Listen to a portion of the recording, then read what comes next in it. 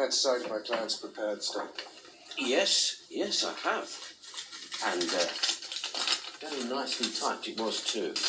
Oh, before we proceed, I've got some good news for you, Mr. Massey. We found your car. Yes, it was parked in a lay-by near the leisure centre. Not too badly damaged either. Just wash off all the blood and brains and it'll come up like new. Naturally, we're pleased at the recovery of the car, but my client is most distressed that while it was stolen and out of his possession, it was involved in this unfortunate hit and run. Stolen. Oh, that's what happened to it. Now look here. I've got better things to do than sit here listening to a minor public servant exercising his well-known and cheap sense of humour. No doubt Mr. Hickman's got better things to do than lie in a hospital with tubes coming out of every orifice. But some of us can't pick and choose, can we, Mr. Massey? That's it. I've made my statement. I'm going. Just one or two minor points before you go, Mr. Massey. Won't take a moment. Please sit down.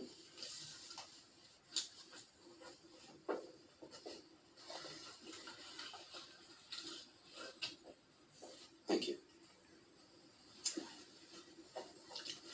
There's an underground car park at the block of flats with electronically controlled gates. We wondered why your client didn't use it. It's all right. I do use it. Not always, it depends. On what, sir? On how idle I'm feeling. Satisfied?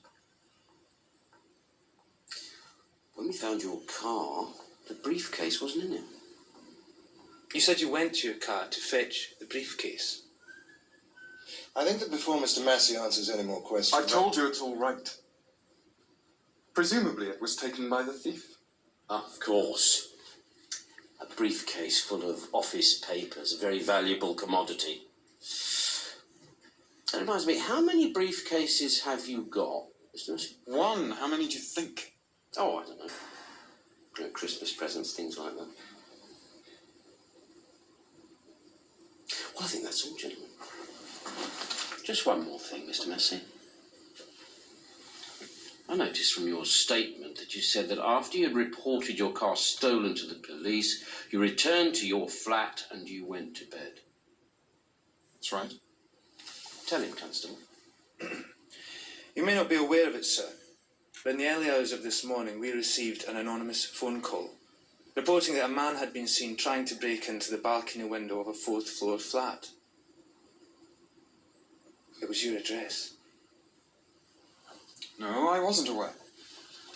But how does it concern me? Because when we investigated the incident, we checked all the flats on that floor, but we couldn't get a reply from you. So, fearing for your safety, we got the passkey from the caretaker and entered your flat. Happily, there was no sign of an intruder. But there was no sign of you either, sir. Are you saying you had the temerity to break into my private flat? I've explained the circumstances to you, sir, and I'm sure that you would be the first to complain if a public servant such as myself failed in his... Bastard, you cunning little bastard. At this stage, we've nothing further to say, Inspector, and if you don't mind, I'd like a word with my client in private, since I may have misunderstood his instructions. I'm not having a We meeting. have nothing further to say until we have reconsidered our position. And I shall leave you to reconsider your position. Oh, yes. And I think it's only fair to mention, so we can get all the porkies over in one hit. You've got a witness that's seen your client drive his car away from the block of flats yesterday evening. I'll send in a cup of tea and some aspirins, shall I?